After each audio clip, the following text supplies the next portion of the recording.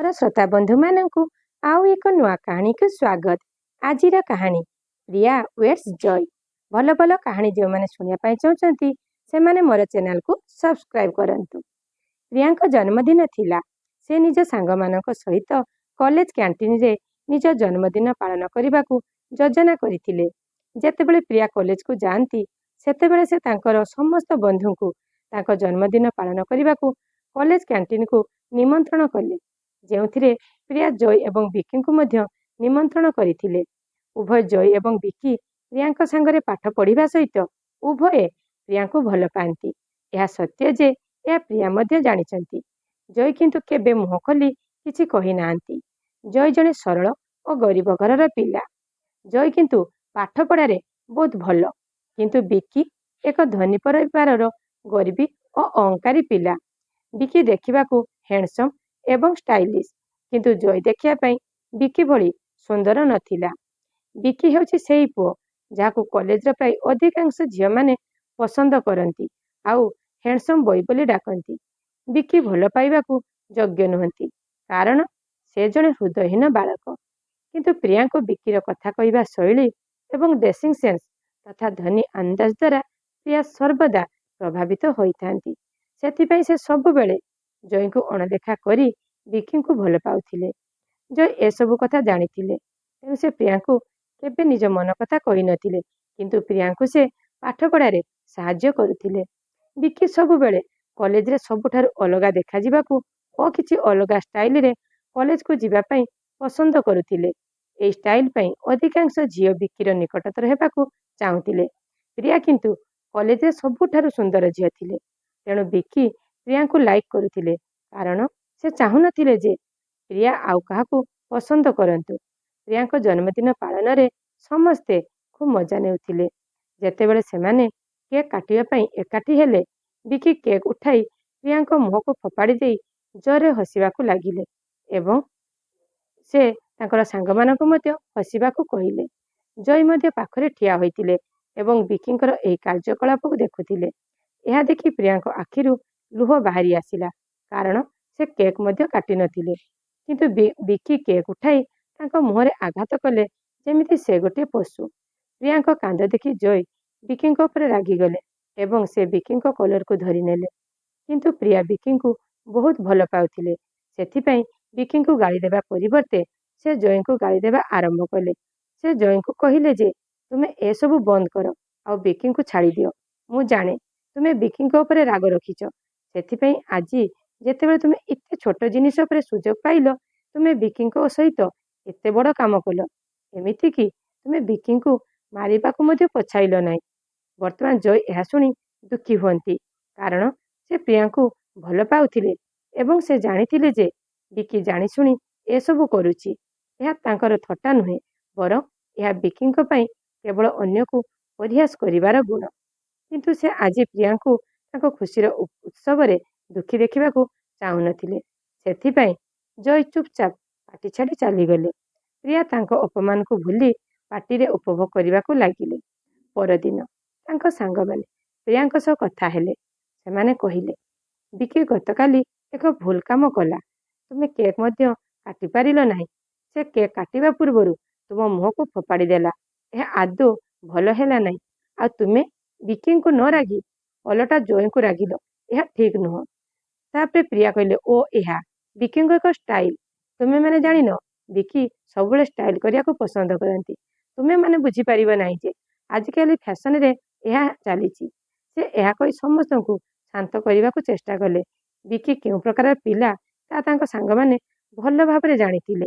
ସେ କଲେଜରେ ପ୍ରାୟ ଅଧିକାଂଶ ସାଙ୍ଗମାନଙ୍କୁ ଅପମାନିତ କରୁଥିଲେ, କାରଣ ସେ ନିଜର ସୁନ୍ଦର ଚେହେରା ଓ ଷ୍ଟାଇଲିଶ ଅନ୍ଦାଜ ପାଇଁ ସେ ଅତ୍ୟନ୍ତ ଗରିବୀ ଏବଂ ଅହଙ୍କାରୀ ପିଲା ଥିଲେ। ଜୟ ପ୍ରିୟାଙ୍କ ସହିତ ଭେଟି ସେ ଦିନର ତାଙ୍କ କାମ ପାଇଁ ଭୁଲ ମାଗିଲେ। ବର୍ତ୍ତମାନ ସବୁ ଠିକଠାକ୍ ଚାଲିଥିଲା। ଦିନେ ଯେତେବେଳେ ପ୍ରିୟା କିଛି ନୋଟ୍ କରିବାକୁ ଲାଇବ୍ରେରୀକୁ ଯାଆନ୍ତି, ସେ କ'ଣ ଦେଖିଲେ ଜାଣିବା ପାଇଁ ହେଲେ ଆମକୁ କାହାଣୀକୁ ଆଗକୁ ବଢ଼ାଇବାକୁ ପଡ଼ିବ। କାହାଣୀକୁ ଆଗକୁ ବଢ଼ାଇବା ପୂର୍ବରୁ ଯେଉଁମାନେ ଭଲ ଭଲ ଶିକ୍ଷଣୀୟ କାହାଣୀ ଶୁଣିବା ପାଇଁ ଚାହୁଁଛନ୍ତି, ସେମାନେ ପ୍ରଥମେ ମୋର ଚ୍ୟାନେଲକୁ ସବସ୍କ୍ରାଇବ କରିନିଅନ୍ତୁ। ଆଉ କାହାଣୀ ଭଲ ଲାଗିଲେ ଲାଇକ୍ ଓ ସେୟାର କରିବାକୁ ଆଦୌ ଭୁଲିବେ ନାହିଁ। ହଉ ଆସନ୍ତୁ କାହାଣୀ ଆଗକୁ ବଢ଼ାଇବା ଏବଂ ଲାଇବ୍ରେରୀ ଭିତରେ କ'ଣ ହେଲା ଜାଣିବା। ଯେତେବେଳେ ପ୍ରିୟା ଲାଇବ୍ରେରୀକୁ ଯାଆନ୍ତି ସେ ଦେଖନ୍ତି ଜୟ ମଧ୍ୟ ସେଠାରେ ବସି ନୋଟ୍ ପ୍ରସ୍ତୁତ କରୁଛନ୍ତି। ବର୍ତ୍ତମାନ ପ୍ରିୟା ଭାବିଲେ ଜୟଙ୍କଠାରୁ କିଛି ସାହାଯ୍ୟ ନେବେ। ତେଣୁ ସେ ଜୟଙ୍କୁ ଯାଇ ପଚାରିଲେ ଏହି ବହିଟି କେଉଁଠାରେ ଅଛି। ଜୟ ତାଙ୍କୁ କହିଲେ ସେହି ପୁସ୍ତକଟି ତୃତୀୟ ଷ୍ଟାଣ୍ଡର ଉପର ଥାକରେ ରଖାଯାଇଥାଏ ଏବଂ ଯେତେବେଳେ ପ୍ରିୟା ସେହି ପୁସ୍ତକ ବାହାର କରିବା ପାଇଁ ହାତ ବଢ଼ାଇଲେ ହଠାତ୍ ଜୟ ଦେଖିଲେ ଯେ ପ୍ରିୟାଙ୍କ ଉପରେ ବହି ଷ୍ଟାଣ୍ଡଟି ପଡ଼ିବାକୁ ଯାଉଛି। ତେଣୁ ଜୟ ପ୍ରିୟାଙ୍କୁ ସେଠାରୁ ଟାଣି ଆଣନ୍ତି ଯାହାଦ୍ୱାରା ପ୍ରିୟା କୌଣସି ଆଘାତ ପାଇବେ ନାହିଁ। କିନ୍ତୁ ପ୍ରିୟା ଅତ୍ୟଧିକ କ୍ରୋଧିତ ହୋଇ ଜୟଙ୍କୁ ଗାଳି ଦେଲେ କାରଣ ଜୟ ପ୍ରିୟାଙ୍କୁ ଟାଣି ଆଣିବା ଯୋଗୁଁ ପ୍ରିୟା ଓ ଜୟ ଉଭୟେ ତଳେ ପଡ଼ିଗଲେ ଯେଉଁଟାକି ବିକିର ସାଙ୍ଗ ଦେଖିଗଲା। ଜୟ ପ୍ରିୟାଙ୍କୁ ଯେତେ ସତ କଥା ବୁଝାଇବାକୁ ଚେଷ୍ଟା କଲେ ମଧ୍ୟ ପ୍ରିୟା ଜୟଙ୍କ କଥା ବୁଝିଲେ ନାହିଁ ଏବଂ ତାଙ୍କୁ କୁହନ୍ତି ମୁଁ ସବୁ କିଛି ଜାଣେ। ତୁମେ ମୋତେ ଜାଣିଶୁଣି ନିଜ ଆଡ଼କୁ ଟାଣି ଆଣିଲ। ଆଜି ପରେ ମୋ ସହିତ କଥାବାର୍ତ୍ତା କରିବ ନାହିଁ। ତୁମେ ମୋର ବନ୍ଧୁ ହେବା ପାଇଁ ଯୋଗ୍ୟ ନୁହଁ। ଏହା କହି ପ୍ରିୟା ସେଠାରୁ ଚାଲିଗଲେ। ଜୟ ପ୍ରିୟାଙ୍କ ଠାରୁ ଏହିସବୁ କଥା ଶୁଣିବା ପରେ ମନ ଖରାପ କଲେ ଏବଂ ଭାବିଲେ ଯେ ସେଦିନ ସେ କେକ୍ ମୁହଁରେ ବଳି ଦେବା ବିଷୟରେ ବିକିଙ୍କ ଉପରେ କୌଣସି ପ୍ରତିକ୍ରିୟା ପ୍ରକାଶ କରିନଥିଲେ। କିନ୍ତୁ ଆଜି ମୁଁ ତାଙ୍କୁ ଆଘାତ ଲାଗିବାରୁ ରକ୍ଷା କଲି। ଯେତେବେଳେ ମୁଁ ଏହା କରିବାକୁ ଚେଷ୍ଟା କଲି ସେ ମୋ ଉପରେ ଓଲଟି ଏତେ ରାଗିଗଲେ ଏବଂ ମୋତେ ଦୁର୍ବ୍ୟବହାର କରିବାକୁ ଲାଗିଲେ। ଜୟ ବୁଝିଗଲେ ଯେ ସେ ତାଙ୍କ ଉପରେ ବିକି ଉପରେ ଥିବା ନିରାଶାକୁ ବାହାର କରୁଛନ୍ତି। ଏହା ଭାବି ଭାବି ଜୟ ମଧ୍ୟ ଚୁପଚାପ ଲାଇବ୍ରେରୀରୁ ବାହାରକୁ ଯାଇ ଦେଖିଲେ ଯେ କଲେଜ ପରିସରରେ ଗୋଟିଏ ସ୍ଥାନରେ ବହୁତ ଭିଡ଼ ଜମିଛି ଏବଂ ଚାରିପାଖରେ ପିଲାମାନେ ଠିଆ ହୋଇ କିଛି ଦେଖୁଛନ୍ତି। ତେଣୁ ସେ ଭିଡ଼ ନିକଟକୁ ଯାଇ ଦେଖିଲେ ଯେ ବିକି ଏବଂ ପ୍ରିୟା ପରସ୍ପର ସହ କଥା କଟାକଟି ହେଉଛନ୍ତି। ସେମାନେ ଲାଇବ୍ରେରୀରେ ଘଟିଥିବା ଘଟଣା ବିଷୟରେ ଯୁକ୍ତିତର୍କ କରୁଥିବା ବେଳେ ବିକି କ୍ରୋଧରେ ପ୍ରିୟାଙ୍କୁ ଧକ୍କା ଦେଲା। ଫଳରେ ପ୍ରିୟା ତଳେ ପଡ଼ିଯାଉଥିବା ବେଳେ ଜୟ ଧରିବା ପାଇଁ ଯାଇ ନିଜେ ପଡ଼ିଗଲେ। ଫଳରେ ଜୟର ମୁଣ୍ଡ ପାଖରେ ଥିବା ଖୁଣ୍ଟରେ ବାଜି ଆଘାତ ହେଲା କିନ୍ତୁ ପ୍ରିୟା ସୁରକ୍ଷିତ ରହିଲେ। ଜୟଙ୍କ ମୁଣ୍ଡରେ ଆଘାତ ଦେଖି ସମସ୍ତେ ଭୟଭୀତ ହେଲେ ଏବଂ ବିକି ମଧ୍ୟ ସେଠାରୁ ବାଇକ୍ ନେଇ ଯେତେବେଳେ ସେ ଚାଲିଯିବାକୁ ଆରମ୍ଭ କରନ୍ତି ବିକିଙ୍କର ବାଇକ୍ ଖସିଯାଏ ଏବଂ ବିକି ତଳେ ପଡ଼ିଗଲେ। ତାପରେ ପ୍ରିୟା ବିକି ପାଖକୁ ଦୌଡ଼ି ଯାଇ ତାଙ୍କୁ ଉଠାଇବାକୁ ଲାଗିଲେ କିନ୍ତୁ ବିକି ପ୍ରିୟାଙ୍କ ହାତକୁ ବାହାର କରି ସେଠାରୁ ଦୂରକୁ ଠେଲିଦେଲେ। ତାପରେ ପ୍ରିୟା ବିକି ଏବଂ ଜୟଙ୍କୁ ଉଭୟଙ୍କୁ ଅଣଦେଖା କରି ସେଠାରୁ ଚାଲିଗଲେ। ତା ପରଦିନ ଯେତେବେଳେ ପ୍ରିୟା କ୍ୟାଣ୍ଟିନରେ ବସିଥିଲେ ତାଙ୍କ ସାଙ୍ଗମାନେ କହିଲେ ଯେ ପ୍ରିୟା ଜୟ ତୁମକୁ ବହୁତ ଭଲ ପାଆନ୍ତି। ଗତକାଲି ଦେଖ ତୁମକୁ ବଞ୍ଚାଇବାକୁ ଯାଇ ସେ ତାଙ୍କ ନିଜକୁ ଆଘାତ ପହଞ୍ଚାଇଲେ। ତଥାପି ତୁମେ ଥରୁଟିଏ ହେଲେ ମଧ୍ୟ ଜୟ ଆଡ଼କୁ ସାହାଯ୍ୟର ହାତ ବଢ଼ାଇଲ ନାହିଁ। ବିକି ତୁମକୁ ଆଘାତ ଦେବାକୁ ଚେଷ୍ଟା କଲା ପରେ ମଧ୍ୟ ଯେତେବେଳେ ତାଙ୍କର ବାଇକ୍ ଖସିଗଲା ତୁମେ ତାଙ୍କ ପାଖକୁ ଦୌଡ଼ିଗଲ। ତୁମେ ତାଙ୍କୁ ଗାଳି ଦେବା ପରିବର୍ତ୍ତେ ତୁମେ ସାହାଯ୍ୟ କରିବା ପାଇଁ ଚେଷ୍ଟା କଲ। ବର୍ତ୍ତମାନ ଏସବୁ ଶୁଣିବା ପରେ ପ୍ରିୟା ନିଜ ସାଙ୍ଗମାନଙ୍କୁ କହିଲେ ହଁ ତୁମେମାନେ ଠିକ୍। ଜୟ ମୋତେ ସାହାଯ୍ୟ କରିଥିଲେ କିନ୍ତୁ ଏହାର ଅର୍ଥ ନୁହେଁ ଯେ ମୁଁ ଏଥିପାଇଁ କାହାକୁ ବି ଭଲ ପାଇବା ଆରମ୍ଭ କରିଦେବି ଏବଂ ଜୟଙ୍କ ସାହାଯ୍ୟ ମୁଁ ଆବଶ୍ୟକ କରେ ନାହିଁ। ତୁମେମାନେ ମଧ୍ୟ ମୋ ସହିତ ଏ ବିଷୟରେ କଥାବାର୍ତ୍ତା କରିବା ବନ୍ଦ କର। ସେ ବିକି ଏବଂ ମୋ ମଧ୍ୟରେ ବାରମ୍ବାର କାହିଁକି ଆସୁଛନ୍ତି ମୁଁ ଯାଇ ଜୟଙ୍କୁ ପଚାରିବି। ଏବଂ ସେ ମଧ୍ୟ କ୍ରୋଧିତ ଭାବରେ ଜୟଙ୍କୁ ଯାଇ କହିଲେ ଜୟ ମୁଁ ଜାଣେ ତୁମେ ଜାଣିଶୁଣି ମୋର ଏବଂ ବିକିଙ୍କ ମଧ୍ୟରେ କିଛି ପରିସ୍ଥିତି ସୃଷ୍ଟି କରିବାକୁ ଚେଷ୍ଟା କରୁଛ ଯାହା ତୁମକୁ ସହାନୁଭୂତି ଦେବ। ମୁଁ ତୁମର ଏହି କୌଶଳ ବୁଝି ସାରିଛି ଏବଂ ମୁଁ ତୁମକୁ ଏଥର ଶେଷ ଚେତାବନୀ ଦେଉଛି ତୁମେ ମୋର ଏବଂ ବିକିଙ୍କ ମଧ୍ୟରେ ଆସିବ ନାହିଁ ଏବଂ ମୋତେ କଲେଜରେ ଦେଖିଲେ ମଧ୍ୟ କଥା ହେବ ନାହିଁ ନଚେତ୍ ମୁଁ ତୁମ ବିଷୟରେ ପ୍ରିନ୍ସିପାଲ ସାରଙ୍କ ପାଖରେ ଅଭିଯୋଗ କରିବି ଯେ ତୁମେ ମୋତେ ହଇରାଣ କରୁଛ। ପ୍ରିୟା ସେଠାରୁ ଏହା କହି ଚାଲିଗଲେ। ଜୟ ପ୍ରିୟାଙ୍କୁ ପ୍ରକୃତରେ ଭଲ ପାଉଥିଲେ ସେଥିପାଇଁ ସେ ବୁଝିପାରିଲେ ଯେ ପ୍ରିୟା କାହିଁକି ଏପରି କହୁଛନ୍ତି। ସେଥିପାଇଁ ସେ ଚୁପଚାପ ତାଙ୍କ କଥା ଶୁଣୁଥିଲେ କାରଣ ବିକି ଚାହୁଁନଥିଲେ ଯେ ପ୍ରିୟା ଜୟ ସହିତ କଥାବାର୍ତ୍ତା କରନ୍ତୁ। ତେଣୁ ଜୟ ପ୍ରିୟାର କଥା ରଖି ଆଉ ପ୍ରିୟା ସହିତ କଥାବାର୍ତ୍ତା ବନ୍ଦ କରିଦେଲେ। କିଛି ଦିନ ପରେ ବାର୍ଷିକ ଉତ୍ସବ କଲେଜରେ ଅନୁଷ୍ଠିତ ହେଉଥିଲା। ସମସ୍ତେ ବାର୍ଷିକ ଉତ୍ସବ ପାଇଁ ପ୍ରସ୍ତୁତିରେ ବ୍ୟସ୍ତ ଥିଲେ। ପ୍ରିୟା ତାଙ୍କ ମଞ୍ଚ ପ୍ରଦର୍ଶନ ପାଇଁ ପ୍ରସ୍ତୁତ ହୋଇ କ୍ୟାଣ୍ଟିନରେ ବସିଥାନ୍ତି କାରଣ ଆଜି କଲେଜରେ ବାର୍ଷିକ ଉତ୍ସବ ଥିଲା। ତେଣୁ ଅନ୍ୟ କଲେଜଗୁଡ଼ିକର ଛାତ୍ରମାନେ ମଧ୍ୟ କାର୍ଯ୍ୟକ୍ରମ ଦେଖିବା ପାଇଁ ସେଠାକୁ ଆସିଥିଲେ। ପ୍ରିୟା କଲେଜର ସବୁଠାରୁ ସୁନ୍ଦର ଝିଅ ଥିଲେ। ସେଥିପାଇଁ ଅନ୍ୟ କଲେଜର ଜଣେ ପୁଅ ରାଜ ପ୍ରିୟାଙ୍କୁ କିଛି ଦିନ ପୂର୍ବରୁ ପ୍ରେମ ନିବେଦନ କରି ବିଫଳ ହେବାରୁ ସେ ପ୍ରିୟା ପାଖରୁ ପ୍ରତିଶୋଧ ନେବାକୁ ସୁଯୋଗର ଅପେକ୍ଷାରେ ଥିଲେ। ସେ ତାର କିଛି ସାଙ୍ଗମାନଙ୍କ ସହିତ ଆସି ପ୍ରିୟାର ନିକଟରେ ବସି ପ୍ରିୟାଙ୍କୁ ଲଗାଇ ଅଭଦ୍ର କଥାବାର୍ତ୍ତା କରିବା ଆରମ୍ଭ କଲା। ତାପରେ ପ୍ରିୟା ସେମାନଙ୍କୁ ପ୍ରତିବାଦ କରିବାରୁ ସେହି ପୁଅମାନେ ମିଳିତ ଭାବରେ ସେଠାକୁ ଆସି ପ୍ରିୟାଙ୍କୁ ଧମକ ଦେବାକୁ ଲାଗିଲେ। ବର୍ତ୍ତମାନ ପ୍ରିୟା ଭାବନ୍ତି ଯେ ବିକି ନିଶ୍ଚିତ ଭାବରେ ତାଙ୍କୁ ସାହାଯ୍ୟ କରିବାକୁ ଆସିବେ, କିନ୍ତୁ ବିକି ତାଙ୍କୁ ଦୂରରେ ଠିଆ ହୋଇ ଦେଖନ୍ତି, କିନ୍ତୁ ପାଖକୁ ଆସି ସାହାଯ୍ୟ କରନ୍ତି ନାହିଁ। ଏହି ସମୟରେ ସେହି କଲେଜର ପୁଅ ରାଜ ପ୍ରିୟାଙ୍କ ହାତ ଧରି ପ୍ରିୟାଙ୍କୁ ନିଜ ଆଡ଼କୁ ଟାଣିବାକୁ ଚେଷ୍ଟା କଲା। ପ୍ରିୟା ଏହାର ପ୍ରତିବାଦ କରିବାରୁ ପାଟି କଲେ, କିନ୍ତୁ କେହି ସାହାଯ୍ୟ କରିବା ପାଇଁ ଆସିଲେ ନାହିଁ। କାରଣ ପ୍ରିୟା ବିକି ପାଇଁ ତାଙ୍କର ସମସ୍ତ ବନ୍ଧୁଙ୍କ ସହିତ ପ୍ରାୟ କଥାବାର୍ତ୍ତା ବନ୍ଦ କରିଦେଇଥିଲେ ଏବଂ ସମସ୍ତଙ୍କୁ ତାଙ୍କ କଥାରେ ମୁଣ୍ଡ ନ ପୁରାଇବା ପାଇଁ ତାଗିଦ ମଧ୍ୟ କରିଥିଲେ। ଅଳ୍ପ ଦୂରରେ ଥାଇ ଜୟ ସବୁ ଦେଖୁଥିଲେ, କିନ୍ତୁ ସେ ମଧ୍ୟ ସାହାଯ୍ୟ କରିବା ପାଇଁ ଆସିପାରୁନଥିଲେ। ପ୍ରିୟା ତାଙ୍କୁ ସେହି ଲାଇବ୍ରେରୀ ଘଟଣା ଦିନ ପରେ ତାଙ୍କର କୌଣସି ପ୍ରସଙ୍ଗରେ ହସ୍ତକ୍ଷେପ ନ କରିବାକୁ କହିଥିଲେ। ସେଥିପାଇଁ ଜୟ ବହୁତ ରାଗିଛନ୍ତି। ଆଉ ସେ ଭାବିଲେ, ଯଦି ମୁଁ ଏଥିରେ ହସ୍ତକ୍ଷେପ କରେ, ପ୍ରିୟା ଏହା ଶୁଣି ଭାବିବେ ଯେ ଏହା ଜୟର ପୁଣି ଏକ ନୂଆ କୌଶଳ। ତଥାପି ସେ ଆଉ ନିଜକୁ ଅଟକାଇ ପାରିଲେ ନାହିଁ।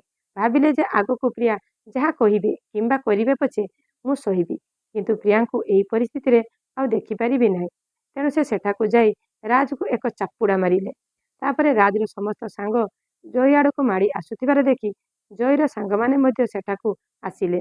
ବର୍ତ୍ତମାନ ଜୟ ଏବଂ ତାଙ୍କର ସାଙ୍ଗମାନଙ୍କ ସହିତ ସେହି ପୁଅମାନଙ୍କ ମଧ୍ୟରେ ଝଗଡ଼ା ଆରମ୍ଭ ହେଲା। ଜୟ ହୁଏତ ରୂପରେ ସୁନ୍ଦର କିମ୍ବା ଟଙ୍କାରେ ଧନୀ ନଥିଲେ, କିନ୍ତୁ ସେ ଶାରୀରିକ ଭାବରେ ବହୁତ ଶକ୍ତିଶାଳୀ ଏବଂ ସାହସୀ ଥିଲେ।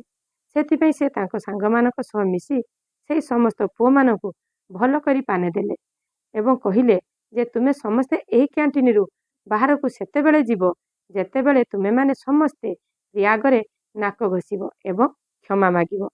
ବର୍ତ୍ତମାନ ସମସ୍ତେ ଜାଣିଗଲେ ଯେ ଯଦି ଜୟ ପୁଣି ମାରିବା ଆରମ୍ଭ କରନ୍ତି, ତେବେ ସେମାନେ ଉଦ୍ଧାର ପାଇବେ ନାହିଁ, କାରଣ ଜୟ ରାଗିକି ସେମାନଙ୍କୁ ଖୁବ୍ ଜୋରରେ ବାଡ଼େଇଥିଲେ।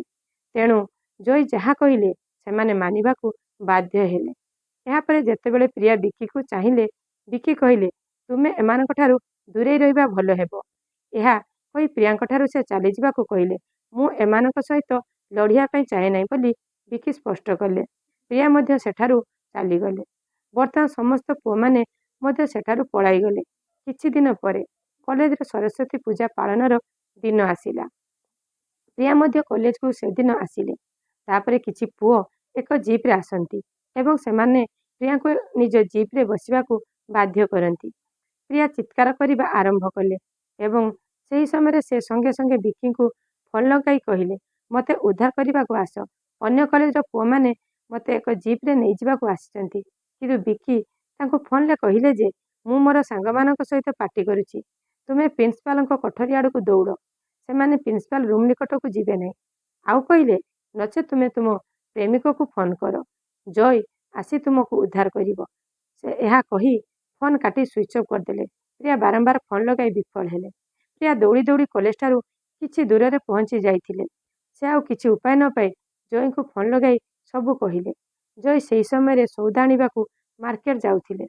ସେ ପ୍ରିୟାଙ୍କଠାରୁ ସବୁ ଶୁଣି ସଙ୍ଗେ ସଙ୍ଗେ କଲେଜ ପାଖରେ ପହଞ୍ଚିଗଲେ, କାରଣ ମାର୍କେଟ ସେହି ପାଖରେ। ସେ ସଙ୍ଗେ ସଙ୍ଗେ ସେମାନଙ୍କୁ ପ୍ରତିବାଦ କରିବାରୁ ରାଜ ଓ ତାଙ୍କ ସାଙ୍ଗମାନେ ପୂର୍ବ ପ୍ରସ୍ତୁତି କରି ଆଣିଥିବା ଅସ୍ତ୍ରରେ ଜୟଙ୍କ ଉପରେ ଆକ୍ରମଣ କଲେ। ଫଳରେ ଜୟଙ୍କ ଦେହରେ ଗଭୀର ଆଘାତ ଲାଗିବା ସହିତ ମୁଣ୍ଡରେ ମଧ୍ୟ ଆଘାତ ଲାଗିଲା। ଜୟଙ୍କ ଚେତା ଚାଲିଗଲା। କିଛି ସମୟ ପରେ ସେଠାରେ ପୋଲିସ ଆସି ପହଞ୍ଚିଲେ, କାରଣ ଜୟ ପ୍ରିୟା ପାଖରୁ ଖବର ପାଇଲା ପରେ ପ୍ରଥମେ ପୋଲିସ ପାଖକୁ ଫୋନ୍ କରିଥିଲେ। ପୋଲିସ ସଙ୍ଗେ ସଙ୍ଗେ ଆମ୍ବୁଲାନ୍ସ ଡକାଇ ଜୟଙ୍କୁ ହସ୍ପିଟାଲକୁ ପଠାଇଲେ। ରାଜର ସାଙ୍ଗମାନେ ପୋଲିସକୁ ଦେଖି ଖସିଯିବାକୁ ଚେଷ୍ଟା କଲେ, ମାତ୍ର ପୋଲିସ ସେମାନଙ୍କୁ ଧରିବାରେ ସକ୍ଷମ ହେଲା। ଜୟଙ୍କ ସାଙ୍ଗରେ ପ୍ରିୟା ଯାଇଥିଲେ। ପୋଲିସ ନିଜର ତଦନ୍ତ ଆରମ୍ଭ କଲେ। ଜୟଙ୍କ ପରିବାରକୁ ସେ ଡକାଇ ପଠାଇଲେ। ଡାକ୍ତର ଜୟର ଚିକିତ୍ସା ଆରମ୍ଭ କରି ଜଣାଇଲେ ଯେ ତାଙ୍କ ମୁଣ୍ଡରେ ଆଘାତ ହେତୁ ସାମୟିକ ଭାବରେ ଚେତାଶୂନ୍ୟ ହୋଇପଡ଼ିଛନ୍ତି। ତାଙ୍କର ସଙ୍ଗେ ସଙ୍ଗେ ଅପରେସନ୍ କରିବା ଆବଶ୍ୟକ, ତେଣୁ ଟଙ୍କା ଜମା କରିବାକୁ ପଡ଼ିବ। ପ୍ରିୟା ଟଙ୍କା ଯୋଗାଡ଼ କରିବାକୁ ଚେଷ୍ଟା କରି ନିଜ ପରିବାରକୁ ସବୁକିଛି ଜଣାଇଲେ। ଏହାରି ଭିତରେ ଜୟର ମା ଓ ଭଉଣୀ ଆସି ପହଞ୍ଚିଥିଲେ, କାରଣ ଜୟର ଆଉ ନିଜର ବୋଲି କେହି ନଥିଲେ। ସେମାନେ ଏଇ କଥା ଶୁଣି ବହୁତ ବ୍ୟସ୍ତ ହୋଇ ପଚାରିଲେ, ଜୟ ଆମର କେମିତି ଅଛି? ସବୁ ଶୁଣି ସେମାନେ ନିଜକୁ ସମ୍ଭାଳି ପାରିଲେ ନାହିଁ। ଏ ସମୟରେ ପ୍ରିୟା ସେମାନଙ୍କୁ ସାନ୍ତ୍ୱନା ଦେଲେ। ପ୍ରିୟାର ବାପା ମଧ୍ୟ ଆସି ସେଠାରେ ପହଞ୍ଚି ଟଙ୍କା ଜମା କଲେ। ଟଙ୍କା ଜମା କରିବାରୁ ଜୟର ଅପରେସନ ଆରମ୍ଭ ହେଲା। ଅପରେସନ ପରେ ଡକ୍ଟର କହିଲେ ଜୟର ଚେତା ଆସିବା ପାଇଁ କିଛି ଦିନ ଲାଗିବ। ବର୍ତ୍ତମାନ ପ୍ରିୟା ତାଙ୍କର ଦିନ ରାତି ସେବା କରନ୍ତି। ଜୟ କିଛି ଦିନ ପରେ ଚେତା ଫେରି ପାଇଲେ।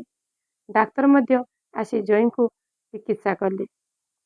ଜୟ ଯେତେବେଳେ ଦେଖିଲେ ପ୍ରିୟା ତାଙ୍କ ନିକଟରେ ଠିଆ ହୋଇଛନ୍ତି, ଜୟ ପ୍ରିୟାଙ୍କୁ ପଚାରନ୍ତି, ତୁମେ ଏଠାରେ କ'ଣ କରୁଛ? ଜୟ କିଛି ସମୟ ପରେ ଜାଣିବାକୁ ପାଇଲେ ଯେ ପ୍ରିୟା ଦିନ ରାତି ତାଙ୍କର ଯତ୍ନ ନେଇଛନ୍ତି। ସେ ଏଥିପାଇଁ ପ୍ରିୟାଙ୍କୁ ଧନ୍ୟବାଦ ଦେଲେ।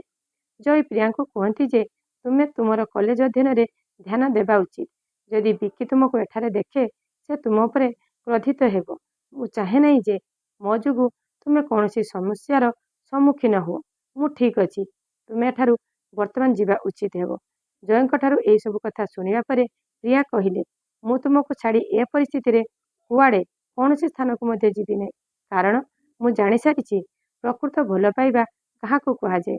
ମୁଁ ବିକିକୁ ଧନୀ, ସୁନ୍ଦର ଓ ଷ୍ଟାଇଲିଶ ଦେଖି ଭଲ ପାଇ ବସିଥିଲି। ମୁଁ ତାଙ୍କୁ ଭଲ ପାଉଥିଲି ସତ, କିନ୍ତୁ ସେ ମୋ ସହିତ ଟାଇମ ପାସ୍ କରୁଥିଲେ।